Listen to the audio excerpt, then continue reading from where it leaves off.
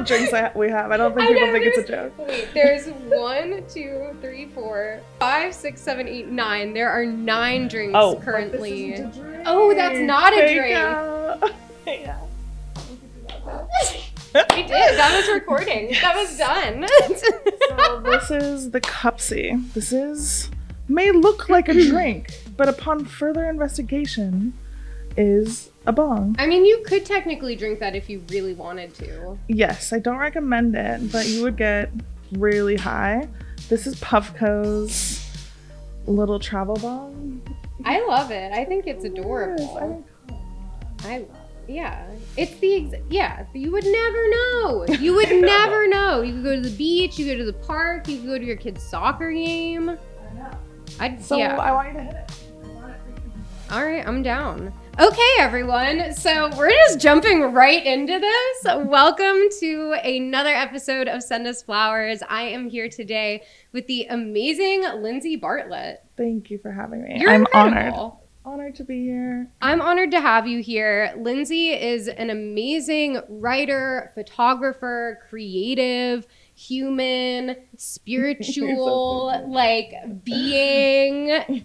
I have so many things to say about you, and they're mostly wonderful. I'm just kidding. They're all wonderful. You flatter me. I adore you. You're so sweet. Thank you so much. So I would love to start. We've already dived into some of the bag, so I have seen what's in the bag already, but we can play around a little bit. So today we're going to be showing, of course, what's in Lindsey's bag. You always know the best stuff to smoke, to consume. I mean, even just lifestyle things. Like, I'm always looking to you, honestly, for inspiration and just what's she doing in the world? And so yes, we're going to talk about all the fantastic things you find, becoming a weed writer, doing photography, having, this very unique life that you've built for yourself, and also, what we smoke on our periods and all the crazy shit we're finding at weed events. Because some of these goodie bags are insane. What's going on? I'm thrilled. There's some crazy shit in those. And so, welcome to Send Us Flowers. We have a packed episode today. I'd love to dive in to this situation. Let's go back to this.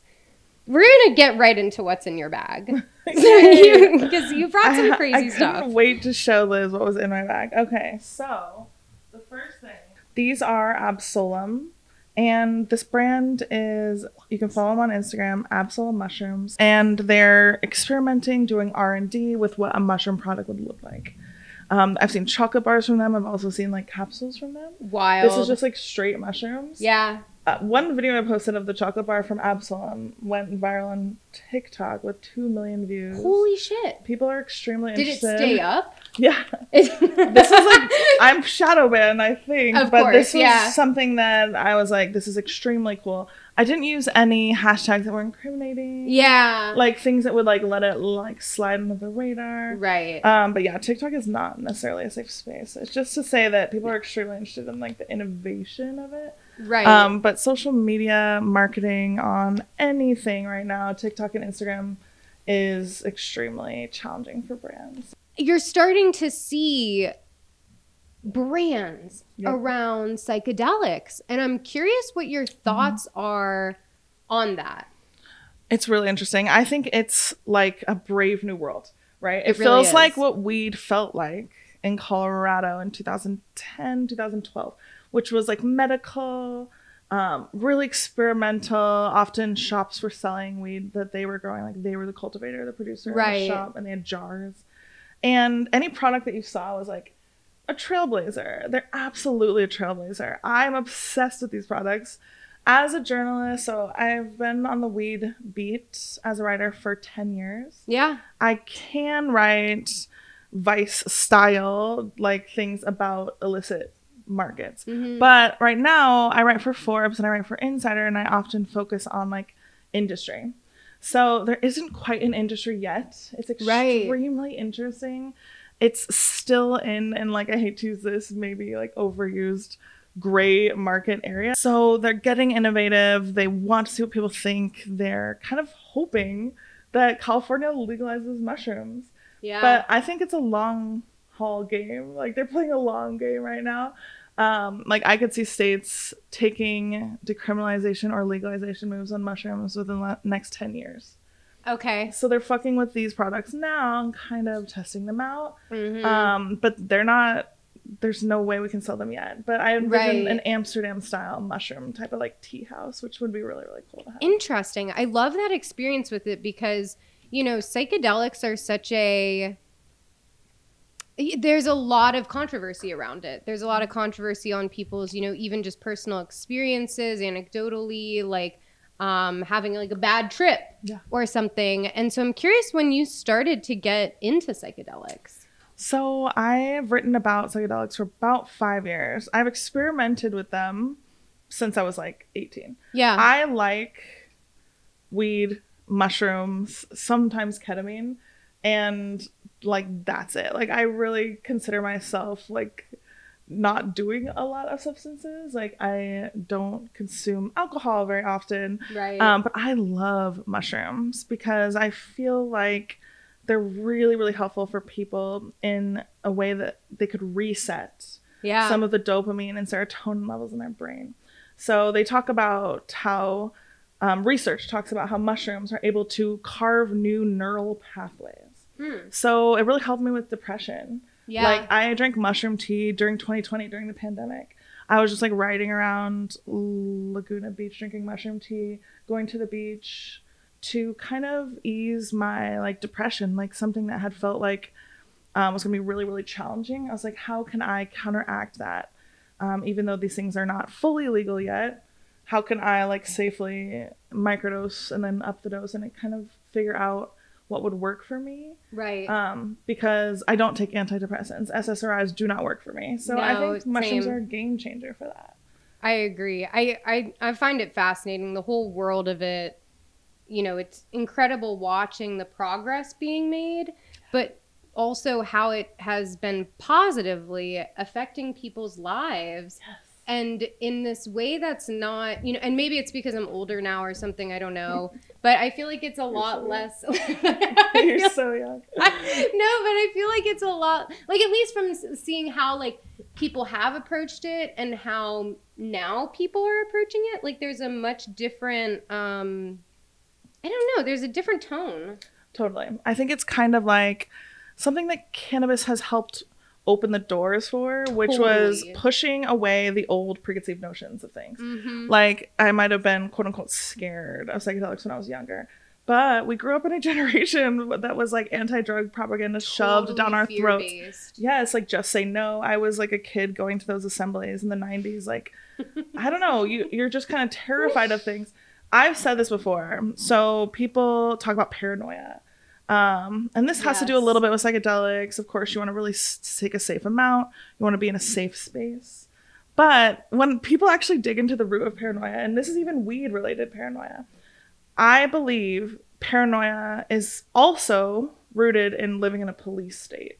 And maybe if cannabis was not so horrible to get in trouble with, like if we did not live in a police state that could ruin your life over possession of cannabis or psychedelics included, I don't think that weed would make you paranoid. I think that there are certain people who might be prone to having higher anxiety. But if you ask people, like, what are you paranoid of? It's like, oh, I'm afraid of, like, ruining my life, like cops.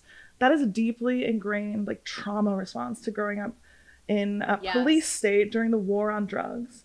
So deeply ingrained that a lot of people can't even step back from it. You know, so psychedelics help you do that. They help you literally like blow open what you thought the world was. And isn't that ironic that those mind-altering and consciousness-altering drugs are illegal? I have to put my coffee down because I have to just give you like a solid round of applause. Like, I feel like there should be a live audience, and I'm like, okay, everyone, cheer. I love it. That is I totally and wholeheartedly agree.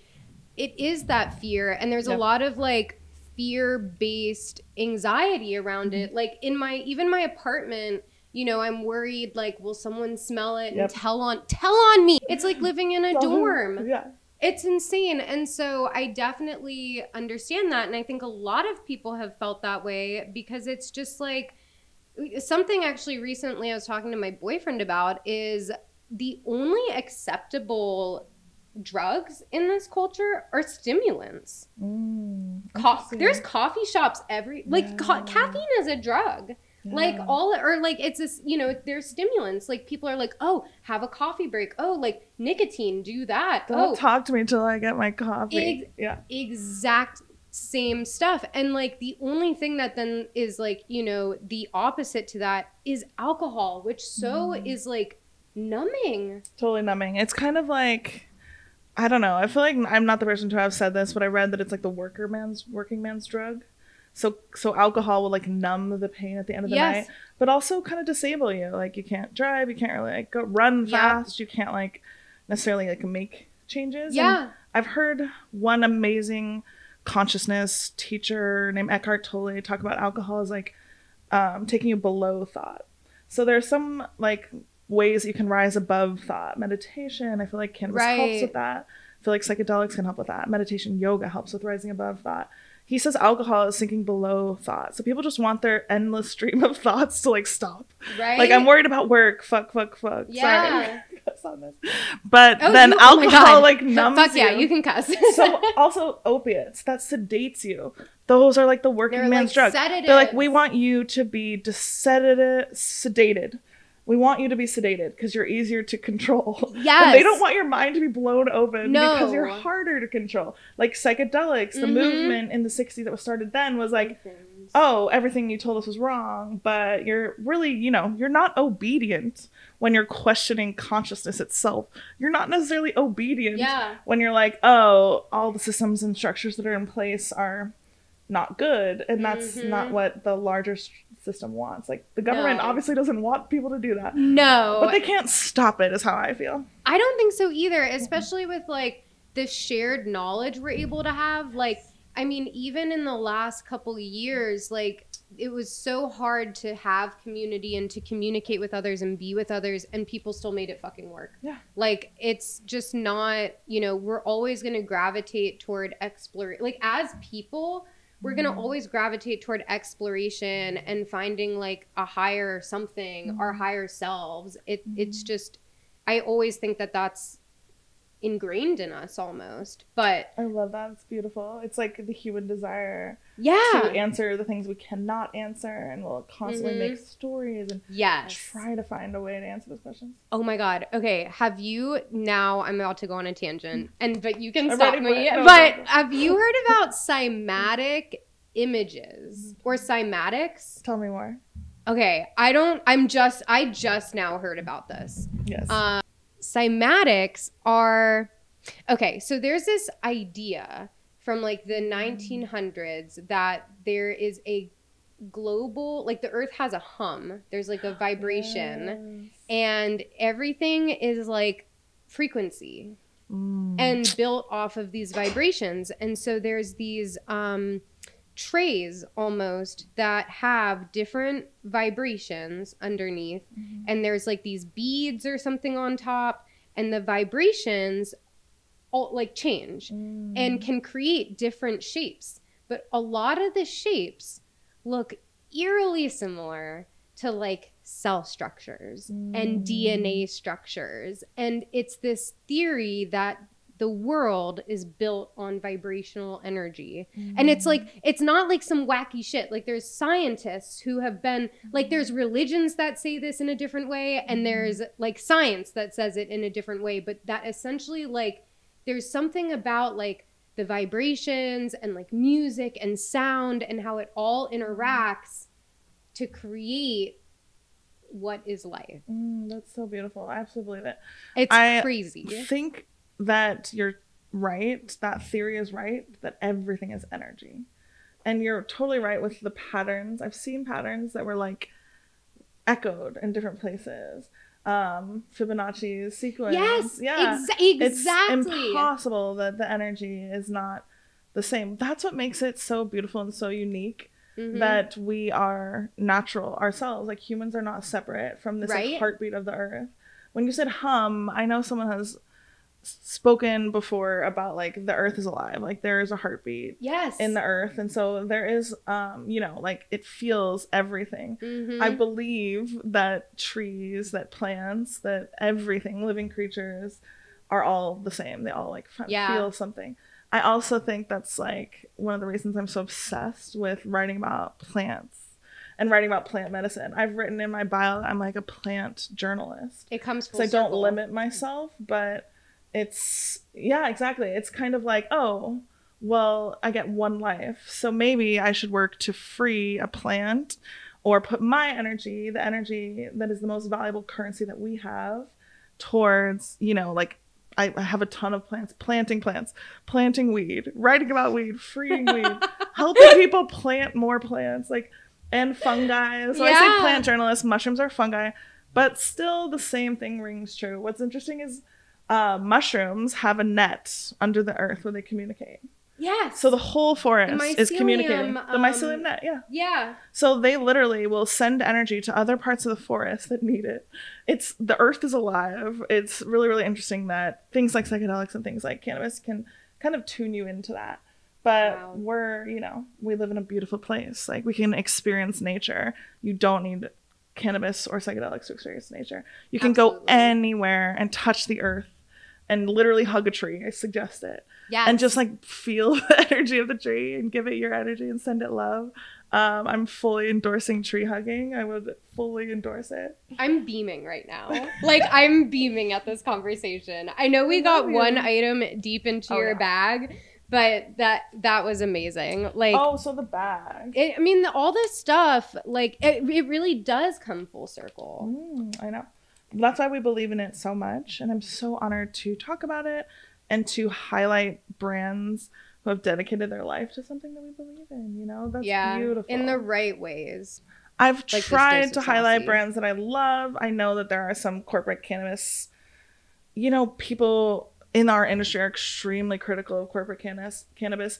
I still see it as it hasn't even begun. Like, I don't think anyone's really that corporate so far, because like the floodgates have not yet opened. It's not yet federally legal. Really interesting. I feel like even though there are some people whose ethics I don't align with, that right now we are not even at the starting line. So I believe large corporations are eyeing to get into the space. Some have, but I don't think that they're inherently bad. I think right now it's like, we're on the same team. We're fighting for legalization at this point. Like, we need to get past. We're all on the same team, fighting the same battle. Yeah. Like, you're fighting the same war. Don't worry about winning the battle. You want to win the war. The war is like to legalize weed. And then I think the floodgates of corporatization will open. Yeah. I totally agree. Like, this though, like, I feel like I could see this in a supermarket. I love it. So, this is Tess Melody. This is a brand called Saucy, Dose of Saucy. They absolutely slap. This is her grandfather's recipe. So she's taken something that is like historic and really, really like, she has roots in Texas. So like really, really like deep cultural roots, and made it a cannabis vegan sauce. So this is a barbecue sauce. She does like vinaigrettes. I think it's cool. It's healthy. It's not like the same old. Anyone who's doing something that I haven't seen before, I'm inclined to write about. Like, I just am like, ooh, I've never seen that before. Yeah. And I've been in the cannabis industry for a long time. And so a lot of people will claim to be the first. And I'm like, no, I saw someone do that in Denver in 2014. Oh my gosh. And I feel like there's like this competition. Once again, it's like, I think we're infighting. I think we need to focus on like the larger goal. I totally agree. And I feel like no one but the people within the industry know about like infighting or any of that. But I feel like with the industry, it's like a few hundred people, maybe 1,000 people. Maybe. Yeah. And then like, anyone looking in, they don't give a shit. What they see is the larger, what is coming to the marketplace, what is coming to consumers. Yes. I've always with my writing tried to be like a guiding light of like, here, you can trust this. Like there might be like a sea of different like products. You're not really sure. And it's like, oh, well, I talked to the owner and I know who grows it and I know who makes the sauce and I know who packages it and they're great. So it's just kind of connecting to the consumer, which not even in cannabis, but other consumers want to know who's making their products. Like, we've been so disconnected for so long. That is a huge point. So like so then some of the other items you brought, like that's particularly why I also gravitate toward things. And even the items I brought, like that's why I gravitate toward those things, is because I know who grows it. Yes. The random Amazon, this came from somewhere we don't know, like weirdly sourced, like, and let's be real, so many people source things from overseas. I'm not even knocking that. It's just like, be transparent. There are great manufacturers in every different part of the world. Like, let's just be transparent about how we're doing things, because it affects so much. I mean, like, from the packaging to the product itself. What's so interesting is we talked about mushrooms, and like there are shaman in Mexico. I will not claim to be an expert on this. I read a book on this and wrote about the author, and she told me more about her experience with the shaman in Mexico. The book is called Your Psilocybin Companion. It's written by Michelle Janikian. And she used to write for Mary Jane, and she lives in Mexico. And so she told me more about what the shaman, she spoke with them. And they say that when you're consuming something, it has absorbed the energy of everyone it's ever touched. So like keeping it in a sacred, like safe space, like the shaman only touch things. I know. So if you apply that to cannabis, it's literally like smoking good karma, or like consuming good karma. It's like, what is the karma of the thing that you're smoking or consuming, even food? Like, who has touched it? So people want local. We're just so exhausted from a consumerism, which we're not connected to anymore. People want to go to the farmer's market.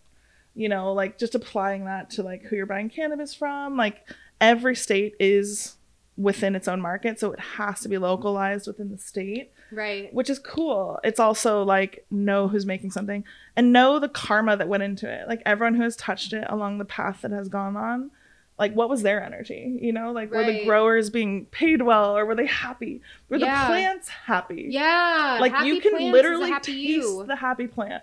You can taste the good karma. Yeah, right? Like, and I think that with food too. I totally agree. And that's why, so speaking of, oh yeah, edibles. Like that's the same thing. So, okay, these are Sonder.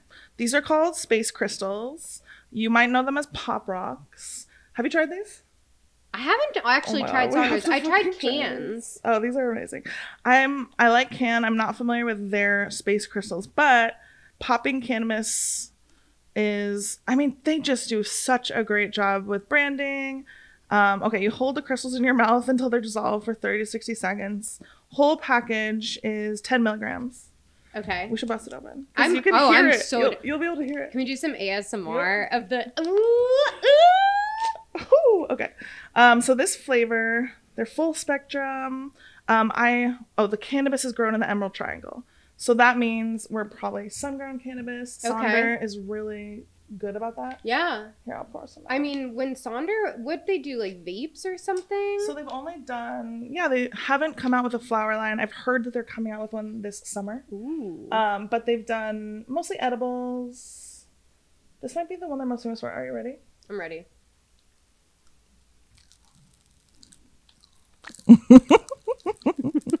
Very poppy.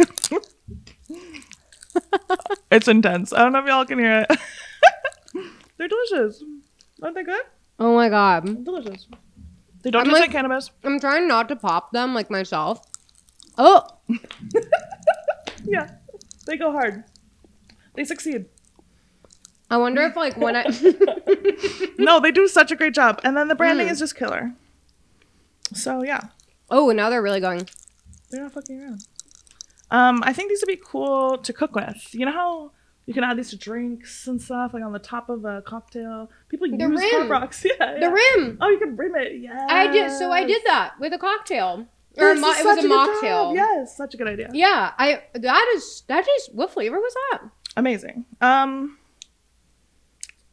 there's like a hint, like there's a hint of cannabis, like weedy. I'm seeing pineapple and strawberry as a natural flavor. But I don't know what type. There's like a few different flavors. This one's a pineapple strawberry. That tasted so good. I know. We can eat the rest. Wow. Love Sonder. You're like, yeah, we can continue eating them. We're gonna eat those. We're gonna eat those suckers.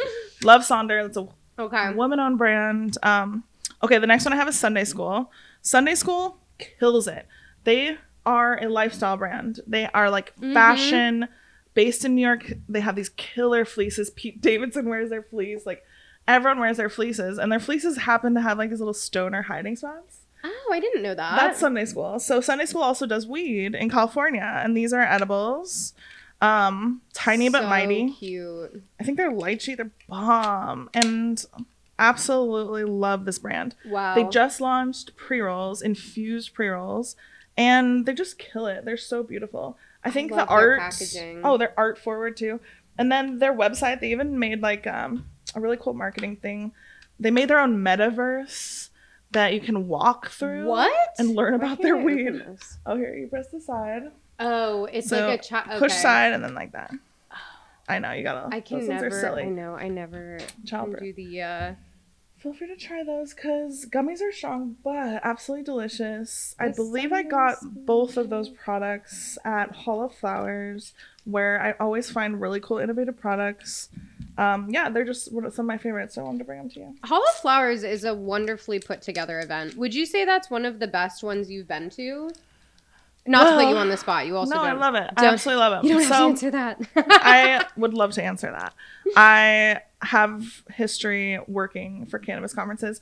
In Denver, I actually worked for MJ Biz, who hosts MJ BizCon. That's right. Yeah, I used to do their social media. I was a writer for them. I did their newsletter. Ooh, this is a contentious question then. No, I love them because I love Hall of Flowers. So MJ Biz in Vegas is huge. When I worked there, it was like close to 30,000 attendees. Right. It's non-consumption. The main difference and what's so amazing about Hall of Flowers is that it's consumption friendly. So if you come from the very, very strict suit and tie conference world and you go to a buyer's consumption friendly event in California, it's amazing. You can try everything on the spot.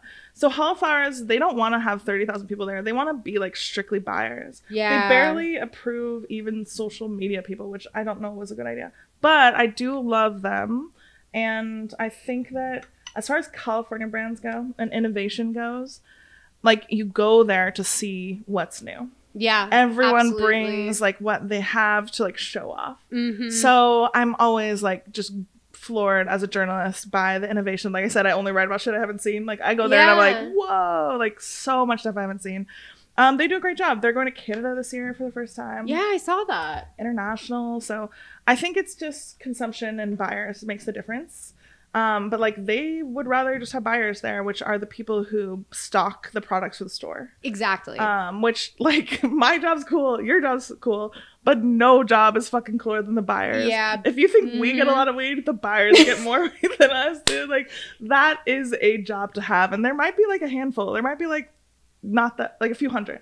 It's yeah, a very, there's not very that elite many crew. Yeah. And it's I've noticed that becoming a buyer, like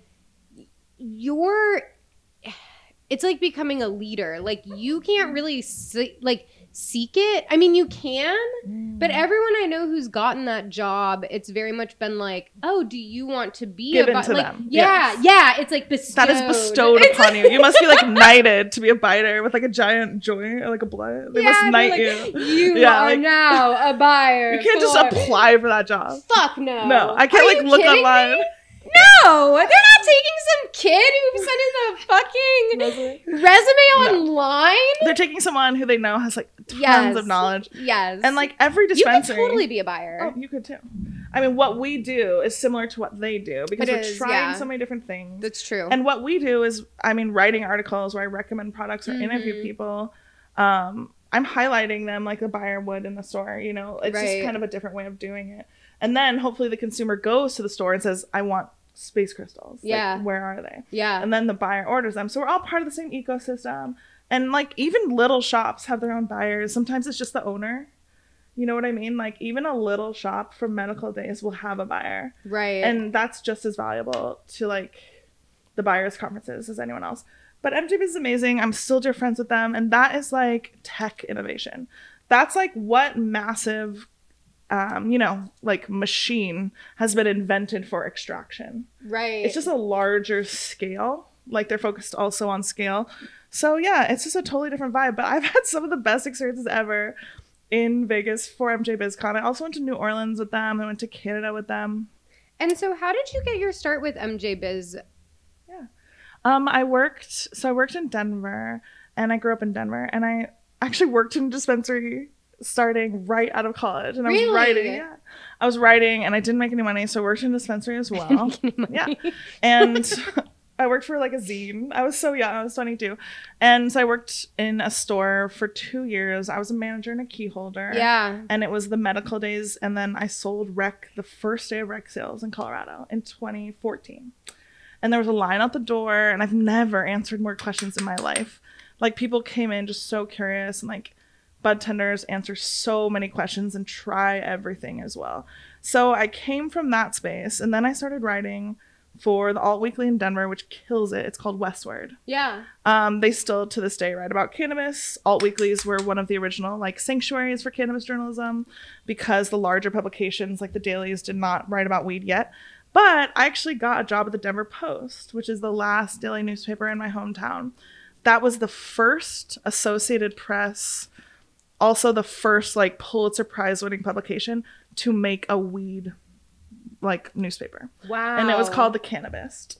So that was founded by my friend Ricardo Baca. It doesn't run to this day, but it was back in its day, like, you know, predated Leafly, predated anyone who's doing anything.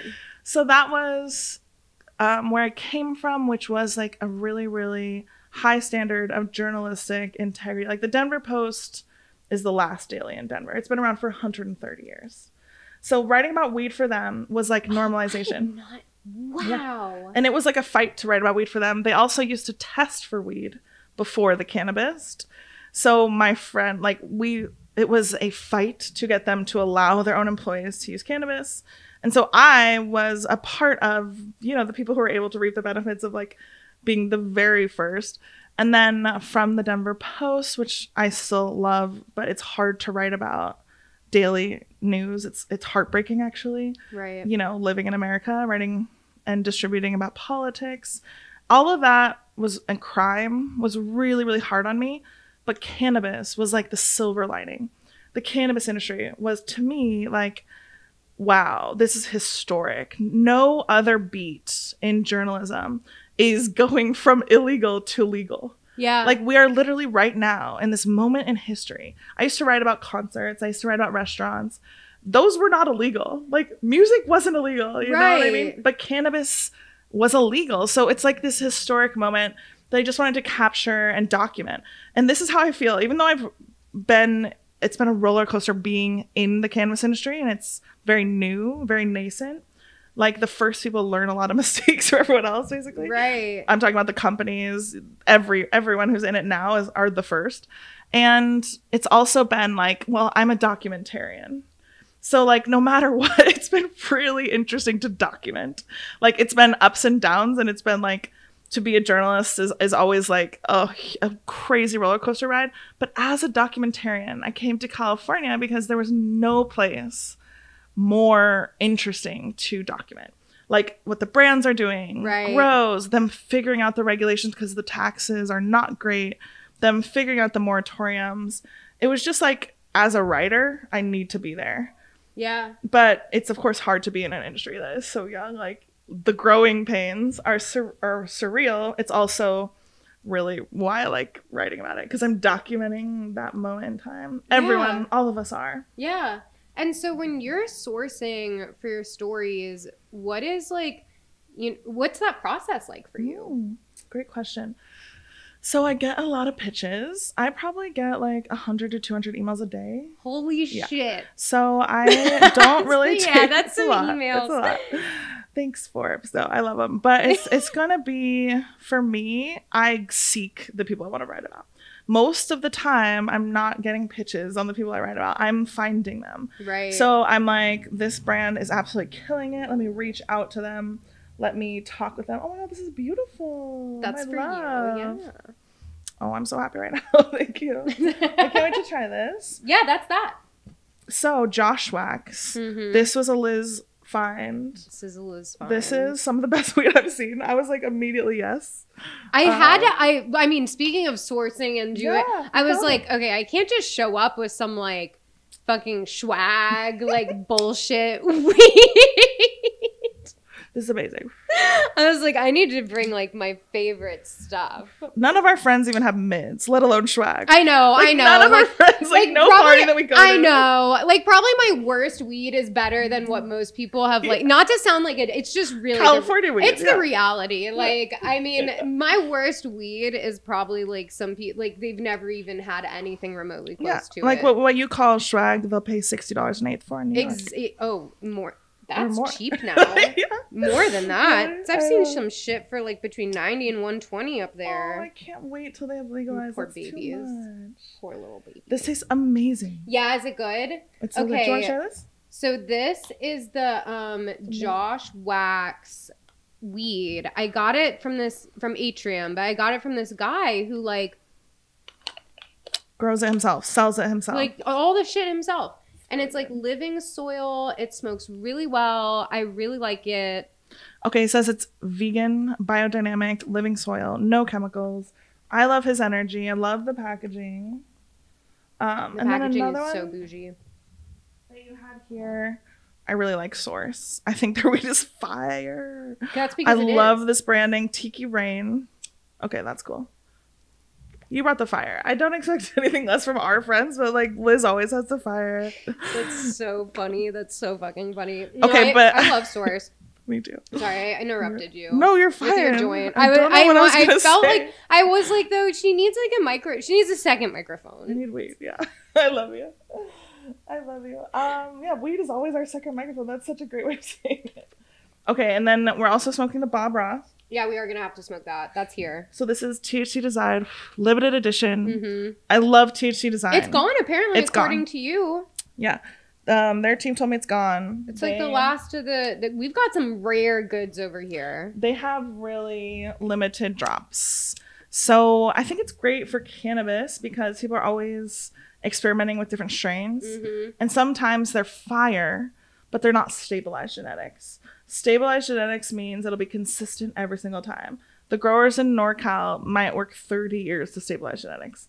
So if you're getting a sour diesel from one company that's always consistent, it's like a goal of growers to stabilize genetics because consumers want that consistency. But it's so brilliant to use limited drops because you'll never get this weed again. Right. Just like clothing. Like, okay, we have a limited hype around it. Oh, yeah, absolutely. Smart. And it's a solution for cannabis to be able to do R&D and experiment with strains and not promise the consumer that it'll be back forever. But like tons of companies don't release what would be like limited edition strains. Oh, thank you, baby. Yeah, I figured that's something we were looking for. Yeah. No, I think it's really fascinating. And so like for the stories that you're sourcing and doing like limited drops and stuff, like are those things that you're also seeking out? Yes. Yeah, I totally seek out the people that I want to write about. And I have, so many friends in the industry. I have people come to me with stuff that I'm like, that's dope. Yeah. And there are PR people who I love. I'm not bashing them at all. I just like to write things that no one else is writing. And everyone can write the news story because it's newsy. Right. If I do write that, I have to be like the first. Yeah. But if you're not the first, you want the exclusive, you want the scoop. Journalists always want the scoop. Mm-hmm. So if I don't have the scoop, I won't usually write about it. But I like to write about normalization, lifestyle cannabis. I like to write about things I've never seen before. Yeah. And things that are totally historic. Like I love writing about when celebrities have cannabis brands, especially seeing the reaction. Like I never tell people it's good or bad. I just say it exists. I love that though. And commenters will go in and make their own decisions. Yeah, but you always have very unbiased writing. Yeah. Like, and you write sometimes about, and this is kind of subjective, but I've seen I follow you on Twitter. I've seen some things that get more, let's say like contentious comments or opinionated comments, and I am really curious because I have seen you cover a lot of celebrity weed brands. What do you think of the celebrity weed brands coming into this space? What are the ones that you think are doing it well right now? Such a great question. So not all of them are like knocking out of the park. I think that it's awesome for normalization.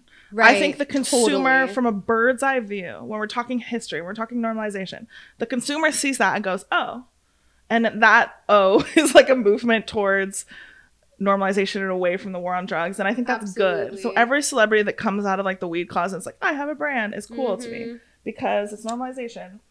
But not everyone's doing it as thoughtfully. So some people are doing it really well. Like Be Real, who's the singer of Cypress Hill. Be-Real. He has Dr. Green Thumb. I mean, he's a legend. Like he grew OG in California, like out of his garage, and he like deserves to have a brand that is like revered. I also love the Wiz Khalifa line. I love Wiz's weed. Yeah. He did it really smart. He has one strain called Khalifa Kush. That is so smart. And this is a stabilized strain that he used to request from Burner. Burner used to grow it for him. Yeah. And he would bring him like bags of it. And he's like, this is my strain. This is for me. Don't give this to anyone else. I love this. And it's just an OG Kush. And him and Burner, they both told me this story. Burner said, he's like, that's mine. That's my Khalifa Kush. Don't give that to anyone else. And now that's the strain that you can buy. Wow. So it's literally Wiz's favorite strain. I'm so happy that I learned that, because I was really curious. I know that, you know, they work together, but I don't think I knew how that really came to be. Yeah. Wow.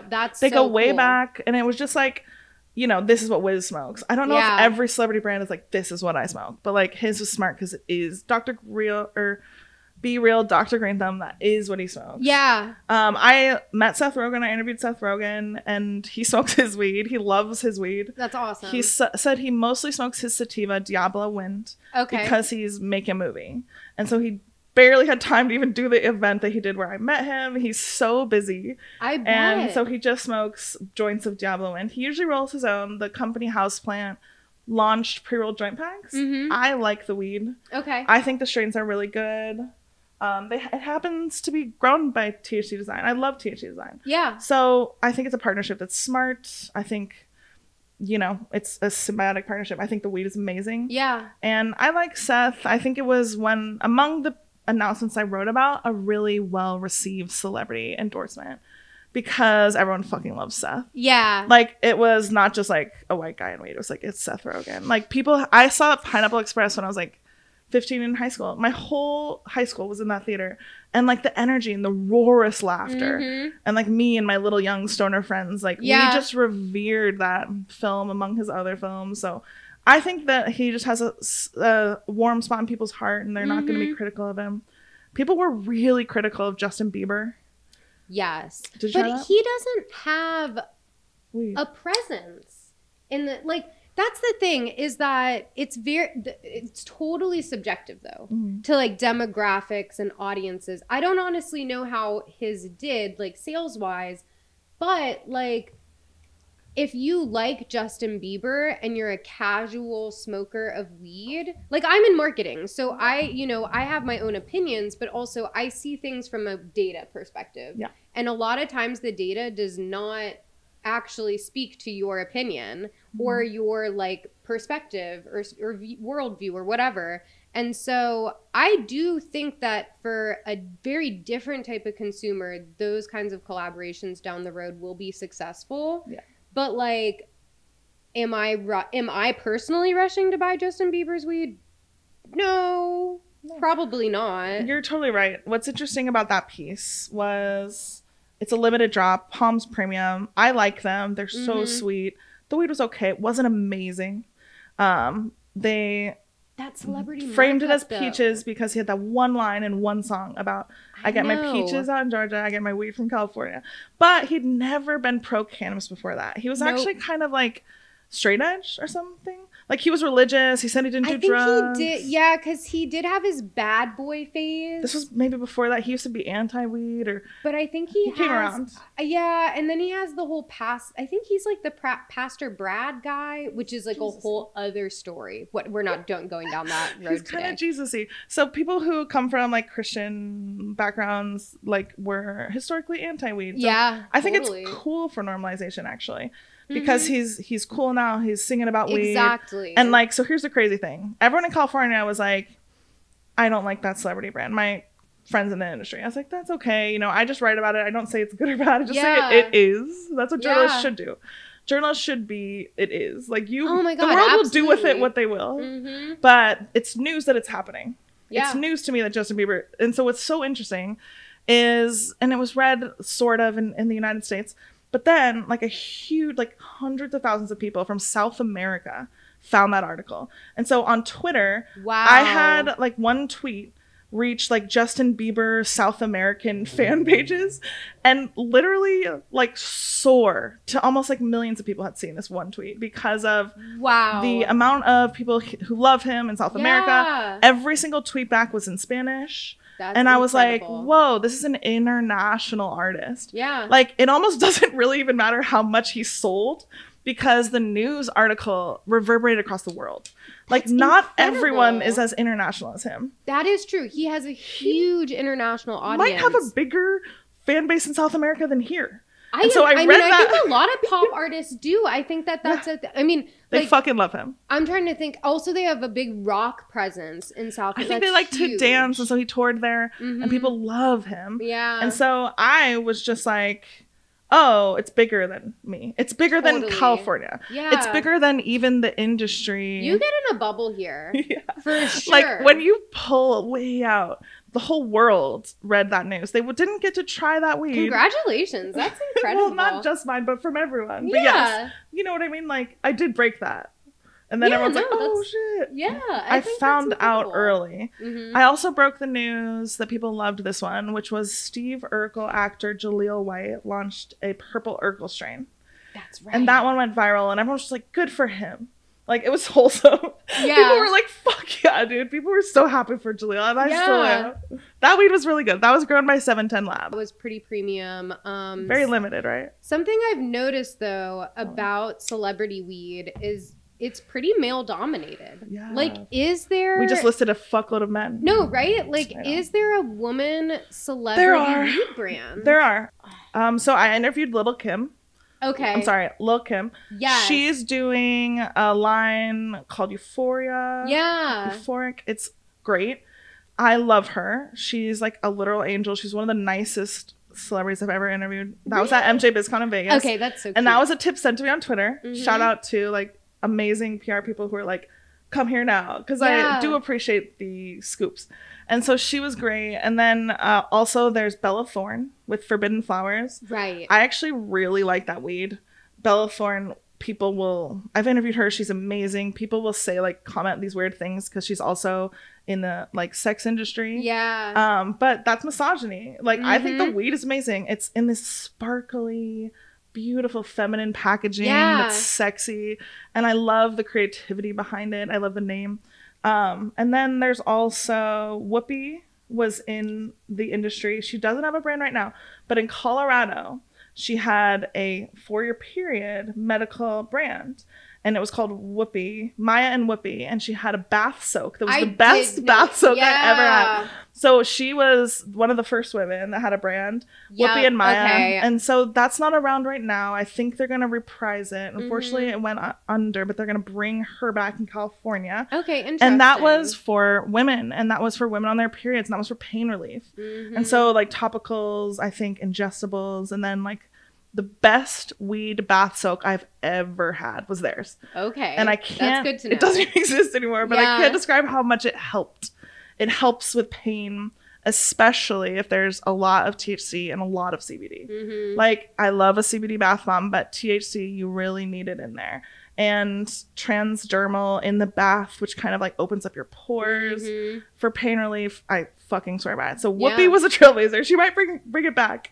But I love that she's on The View. Yeah. She smokes weed. Like, she smokes hella weed and she's on The View.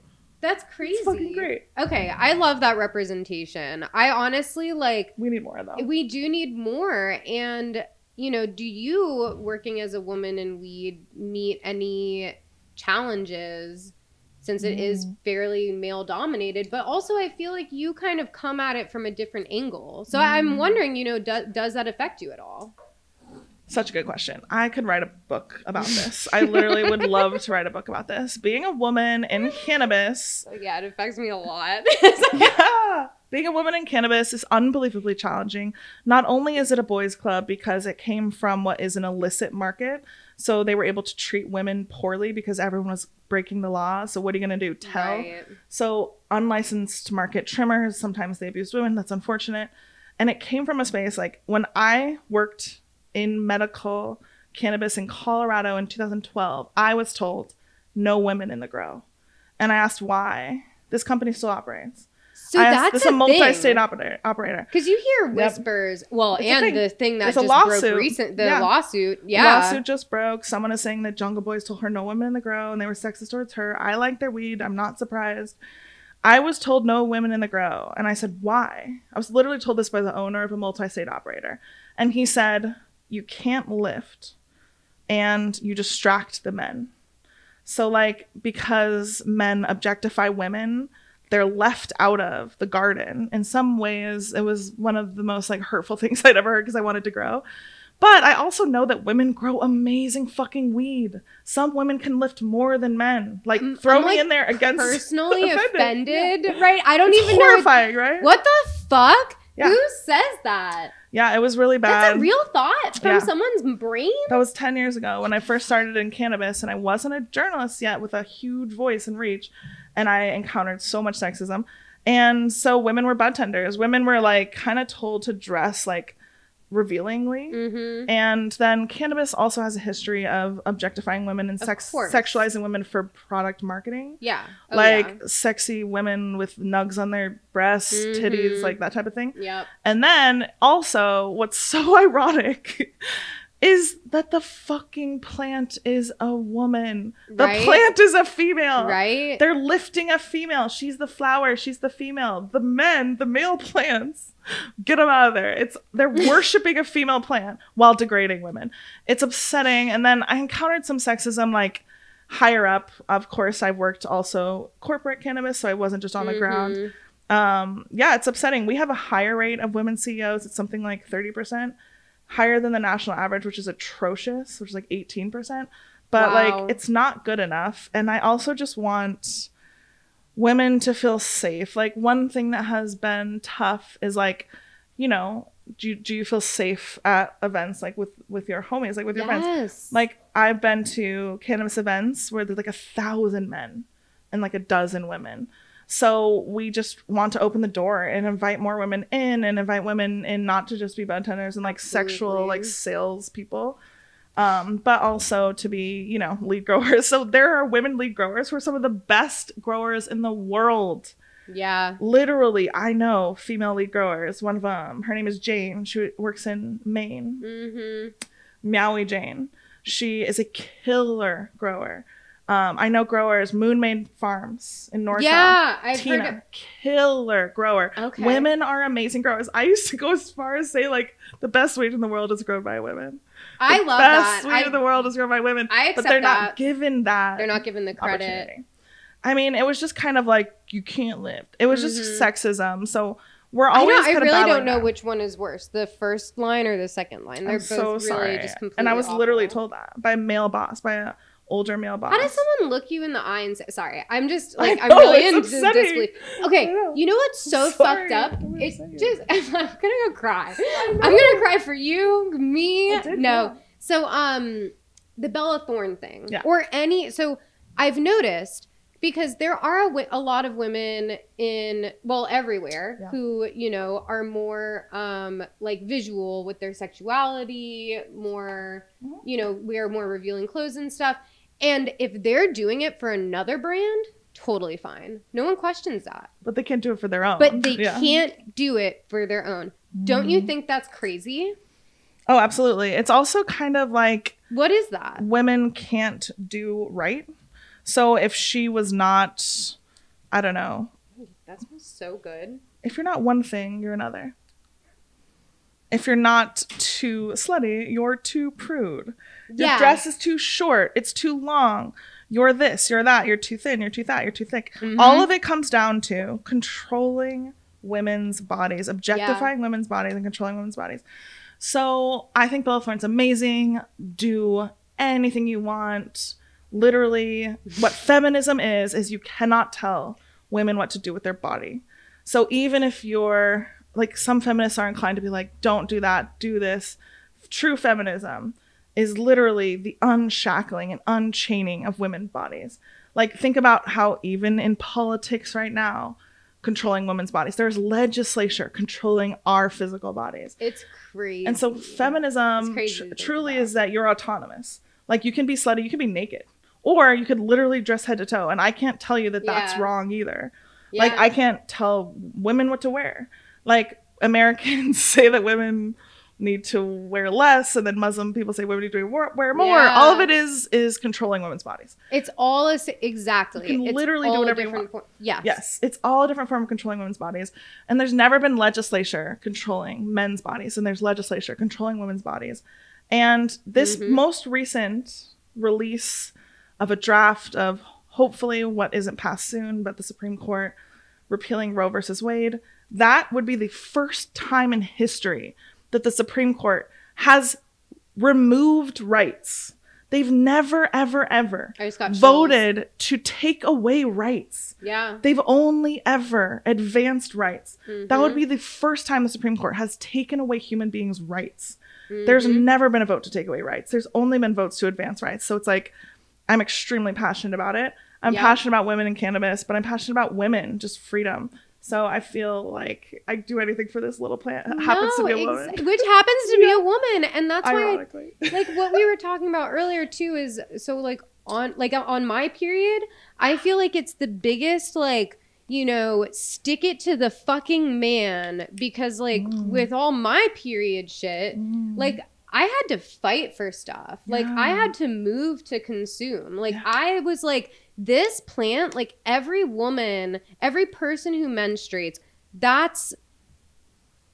it just should be accessible. Yeah. Like, I don't want to take opioids when I'm on my period. I don't want to be, though, also in debilitating pain and have to deal with cramps, irregular sleep, irregular appetite, hormonal, you know, emotional energy that is unregulated. Are you off opiates or painkillers? Completely. Wow, I'm so proud of you. That's so hard to do. I got my emergency surgery in 2015, and I was called drug seeking. It took me multiple doctors to find anyone who even believed the amount of pain I was in. Finally, the person who was like, yes, there is something incredibly wrong with you. I believe you. Yeah, like, I believe you. I just cried. Like, I couldn't believe it. And I couldn't believe I was, like, validated, because for so long, like, I equate it, honestly, to a horror film. Like, you're constantly like, there's a ghost in the house. And everyone's like, no, there's not. They're gaslighting you. Yeah. And then, like, you know, you get, like, you have, like, a demon visiting you every, like, you know, couple days. Dude, I'm so sorry. You are literally a guiding light, and so strong and so brave. I believe that the most sexist institution in the United States is the pharmaceutical industry. Oh my God. There's seriously not a more sexist institution, not even the government, that wants to take away our fucking rights. Not anything is more sexist than the pharmaceutical industry. Yeah. The pharmaceutical industry has been ignorant towards women, ignorant towards cannabis, which is horrendous, ignorant towards women. Because they know, though. Absolutely. And they know. And I believe that cannabis is an alternative to things that would keep you, you know, like, sick. Yeah. They want you sick. Yes. So I don't want to be sick. And I've had huge issues with, for different reasons, doctors treating me horribly for my period. Yeah. Like, I was forced to take birth control when I was 14. I was about to say, what are you? 14? And I wasn't supposed to take it. I have factor V blood, and so it was really bad for me. And so they forced me to take something that was extremely bad for my health, and they didn't give a fuck about me. And then I had the bar in my arm, and it made me extremely depressed. Like, you know, there might be 10% that get extremely depressed. That was me. I literally called crying, like, take this out of me. And then every time I go, they try to force me on something. And, like, it's like, just for me, it doesn't work for my body. Right. And so I always was, like, so interested in why you'd force women onto something. Like, not in every case. If you have endo, you need BC. I didn't. Yeah. And it made shit worse for me, like my depression. And they didn't give a fuck about me. I was like, how dare they force little girls to take birth control? And they know the side effects. They used to tell me it was for acne. I wasn't even sexually active. Yep. What type of fucked up country wants little girls to be on birth control, to make sexual reproduction 100% their problem, to put all of... So this is interesting. There are hormones in birth control. Yeah. And then they have the fucking nerve to tell little girls they're moody. Yes. Women, you're so moody. Yes. You're so bitchy. Yeah. You literally pump us with hormones. Didn't even have a fucking choice. I was pumped with hormones. I didn't even have a choice. And they were bad for me. Mm-hmm. They're bad for my body. And they didn't know about my body because the industry didn't, like, medical industry did not research women. Don't give a fuck about us. So all of that to say, I think cannabis is such an amazing solution. Yeah. The first historic known use for cannabis was for women in vaginas. What? Oh my God. I didn't know this. In ancient Egypt. The first recorded known use for cannabis, this is BCE, was they would crush up some weed. What? And they would slather it on women's This is the vaginas coolest thing and ever. uterus, and they would do it for pain relief during birth. And so babies in ancient Egypt were born like covered in weed, and it was the only thing they had for pain relief. And so they would use probably what was like similar to hemp back then. Wow. And they would crush up giant amounts of it and basically rub CBD oil and THC oil on women's vaginas. And it was the only thing that helped with hemp with pain relief. And that is like, weed is for women. Weed is for women. Like, weed is for women. I'll send you the piece because I looked this up for an article. This is this is incredible. I knew you'd This love just that. made my day. Okay. On that note, I think it's. Oh, sorry. Did I totally? I'm like high as fuck over here, just like I don't know. That's so cool. My hands up a lot, and I was like, yes. That's so. I knew you'd love that, girl. Okay, on that note, I'm gonna start wrapping us up. you. I think we're probably, I don't know how deep into this, but It was so good. this was so much I really fun. appreciate you. Thank you so much for coming. Yeah, Okay. Thank you for having me. Before we go, where can people find you and your incredible work? You can find me at lindseybartlett.com. I'm Lindsey on Instagram, LINDSE_Y. Lindsey Bartlett on Twitter. And yeah, you can just, Google my ass. Google and her. I'm always Boost writing those about weed. SEO rankings. You'll find me. I'm always writing about weed, and it's just such an honor to be here. I love you so much, and it's just a treat. Thank you. Thank you. And watch out for her latest work. Seriously, if you want to find like the newest, greatest, and best in cannabis and plant wellness, the lovely Lindsey. Thank you so much. And thanks for watching another episode of Send Us Flowers. Stay tuned for another one. Okay, bye.